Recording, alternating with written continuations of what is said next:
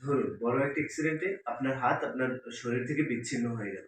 এরপর ভুলক্রমে আপনার শরীরে অন্য কারো হাত লাগানো হলো বা স্থাপন করা হলো। কিন্তু এরপর দেখতেছেন যে আপনার বডি আপনার কথা শুনতেছে না। মনে হচ্ছে যেন অন্য কারো কন্ট্রোলে আপনার বডি চলে গেছে।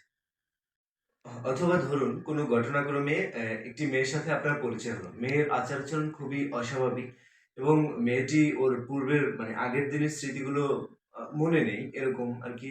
কিন্তু আ আপনার সাথে খুব স্বাভাবিক জীবনযাপন করতেছে। কিন্তু আপনি আসলে জানতে পারতেছেন না যে আসলে মেয়েটির পরিচয় কি? অথবা মেয়েটি আপনার জন্য ক্ষতিকর কিনা? নাকি স্বাভাবিক আ খুব স্বাভাবিকভাবেই আপনার আসলে ওর সাথে জীবন কাটানো সম্ভব? এগুলো আসলে খুবই প্রশ্নের জন্ম দেয়। এগুলো আসলে আমরা আসলে খুব স্বাভাবিকভাবে নেওয়া যায় না। এটা আসলে একটা অসচরাচর ঘটনা। এই গল্পগুলো বা এই কনসেপ্ট গুলো যে বই থেকে নেওয়া হয়েছে সেই বইটির নাম হচ্ছে 'অসচ্চরাচর'। বইটি আসলে লিখেছেন মাসুদুল হক। উনি আসলে একজন পেশায় চিকিৎসক।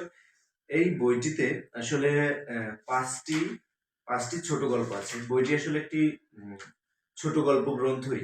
সো ৫ টি গল্প আছে। ৫ টি গল্পের জনরা হচ্ছে এই বইগুলো হচ্ছে সাইকোলজিক্যাল থ্রিলার।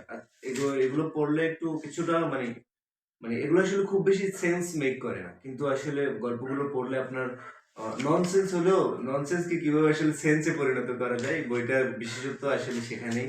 সো বইটার মধ্যে যে ৫ টা গল্প আছে, সেই ৫ টার নাম আমি একটু বলি। ১ম গল্প হচ্ছে 'হোস্ট', এরপর ২য় গল্প হচ্ছে 'প্যারাসাইট', 'ফাঙ্গাল', 'মামিয়ান' আর হচ্ছে 'আন্না'। এই ৫ টা গল্প। এর মধ্যে আমার কাছে আসলে উম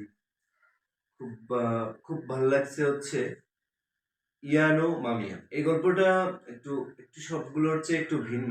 আর এই গল্পটায় সবচেয়ে বেশি সিকোয়েন্স বা মানে প্লট টুইস্ট আছে।